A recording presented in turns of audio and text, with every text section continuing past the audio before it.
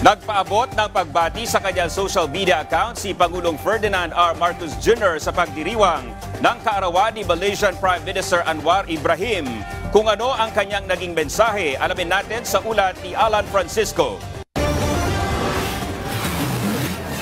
To my dear friend, Prime Minister Anwar, I am so happy to be able to greet you on your special day.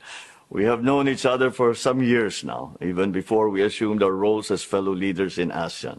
Yan ang mensahe ni Pangulong Ferdinand R. Marcos Jr. sa birthday ni Malaysian Prime Minister Anwar Ibrahim. Sa video greetings na pinost ni Pangulong Marcos sa kanyang YouTube account, inalala niya ang mga magagandang pagkakaibigan nila bilang mga ASEAN leaders.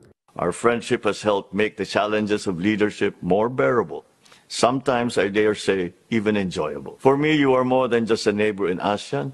You are a trusted friend with whom I share many fond memories. Kasabay ng kani-kanilang gampanin sa rehiyon at international community, pinuri ni President Marcos ang dedikasyon ng punong ministro ng Malaysia. Gayon din, ang mga kapwa nila naging simulain, pagsubok at tagumpay para magpatuloy sa pagsisikap ng kani-kanilang bansa. At this point in our lives, we have been charged to lead our respective nations and play important roles in this region and in the wider international community. Your unwavering dedication to Malaysia and our shared vision for the region have been a source of inspiration.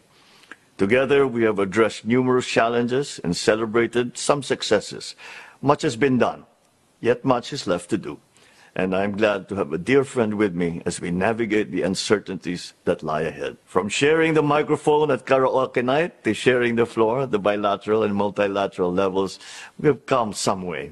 Bago magtapos sa kanyang mensahe, ipinarating ni President Marcos ang kanyang pasalamat kay Malaysian Prime Minister.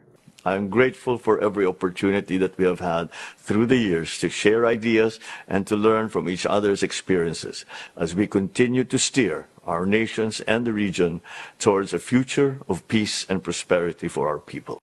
Ipinarating din ng Pangulo kung gaano niya pinahahalagahan ang kabutihan ng punong ministro ng Malaysia. On a personal note, I want to emphasize how much I value the bonds that our families share. Your wisdom, kindness, and strength have been invaluable to me, and I look forward to more years of friendship and cooperation. Alan Francisco, para sa Pambansang TV, sa Bagong Pilipinas.